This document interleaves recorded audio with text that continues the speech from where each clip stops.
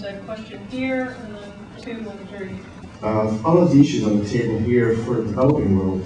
Now, if these issues are important for us, they're certainly an order of magnitude more important for the developing world. And the fate of the developing world will certainly have an influence on the fate of our world. I've written recently knows that I believe that the mobile phone, with close to 3 billion of them in pockets of people all over the world who are not necessarily rich, is really the means of access to the internet and to each other for those people. And SMS is a deceptively simple technology that can have a lot of uses. If knowing whether taking your crop 2 hours walk in one direction or 2 hours walk in the other direction is going to result in feeding your kids, and you can get an SMS message that will tell you that, that's enormously important. And subsistence farmers throughout history have been screwed by middlemen everywhere who simply have that information that they don't have. That has to do with people on fishing boats knowing which port to go to. There's very simple information that can now be available. And if we're talking about 3 billion phones in the world, the next 3 billion phones in the world, great many of them are going to the people who can't afford very much at all. And it's going to them because communications enables you to find work and to feed your kids. So a question over here, and then in the future policy participation, and I wanted to ask both of you for some advice in all of those realms. I have on my shirt 2 campaign buttons for my daughters who are ages 3 and 5, who will be running for the presidency in the years 2040 and 2048 respectively. And my question is, how can we be using disruptive technologies? How can I, as their campaign manager, be using disruptive technologies to make sure that they get elected without a multi-million-dollar bankroll? And lastly, Howard, I wanted to invite you specifically to join the campaign committee. Paul, you're too much of a nihilist, so thanks, but no thanks. Those 2 circumstances I told you about, so not accusing Paul of being a nihilist. He may have been at one point in his past. I think it's a very reasonable way to look at the world if your eyes are open at all. I'm much more worried about the people who are very happy about the state of the world. And you know, I'd say that it's not really about technology. It's about talking to your daughters about what's happening in the world and having them talk to their friends about what's happening in the world, and somehow generating a spirit of inquiry. If there's any kind of leader we need, it's the kind of leader who can somehow turn away from the easy polarizing arguments and start making some inquiry about it. One of the things that I think is the most interesting innovations of Wikipedia is the neutral point of view. Because you have people editing articles on Wikipedia who disagree as strongly as Americans and people in the world disagree about anything.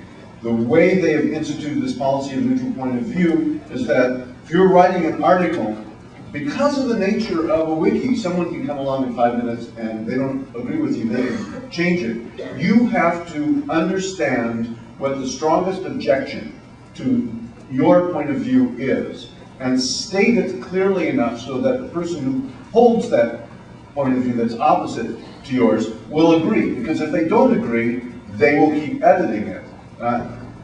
If we could have some kind of local discussions across ideological lines that had some kind of neutral point of view, some kind of spirit of inquiry. Okay, this is what one faction believes. This is what another faction believes. What is there any kind of inquiry about how can we get beyond this? Is there anything we can agree upon? I think by the nature of the winner-take-all political system here, it's very, very difficult to do that within the electoral process. I think starting with your kids in school is the way to do it. I was intrigued by your notion, and this is going to sound really depressing, but it's not. How did you do this to me, Howard?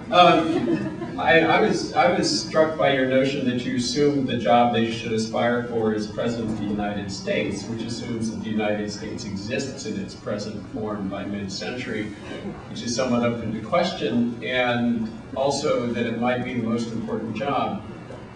Just in contrast, the most important job in China is not head of state, it's mayor. The mayors in China run the show, and they're going to increasingly run the show. And if I were a Chinese parent and I had political ambitions for my child, I would want them to be mayor of Shanghai, and if not Shanghai, Beijing. So there may be other places where they should put their energies. Thank you. Question over here.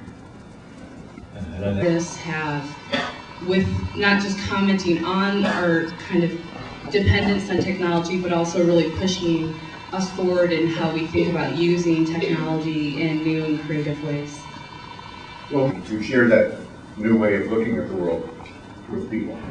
Along with the aesthetic pleasure and self-expression, I think seeing the world in a new way is one of the things that art is about, and we have a great opportunity here to do that.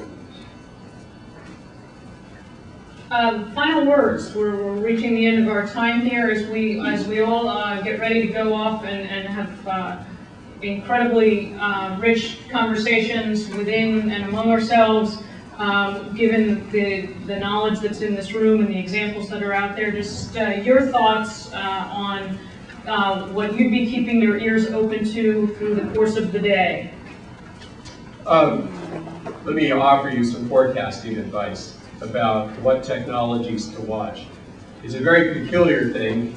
There's some stuff on my webpage about it, but most technologies take 20 years to become an overnight success, even here in Silicon Valley. And I can give you example after example. Television took 20 years from invention to take off in 1951. The internet was almost exactly 20 years old in 1987, the year Al Gore invented it, when it took off. I know you're going to have someone talking about the $100 computer, Nick Negroponte's project. That's a good example of a 20-year-old technology. That was an effort started by Jean-Jacques Saffo back in the 80s, almost exactly 20 years ago. It's been failing. It's about to take off. Second Flight, the first graphical MUD was Habitat in 1985. If you paid attention to the things that had been failing, you could see where the inflection point is. So my advice, very practical, specific advice, as technology watchers and technology enablers. The technologies that will have the biggest impact in the next 5 years are things that have been failing for at least the last 15. And most people have dismissed them. They said, that's nonsense, that'll never work. Those are the ones to watch carefully. And you might stumble over the next Google as well, because it's also a good way to start a company.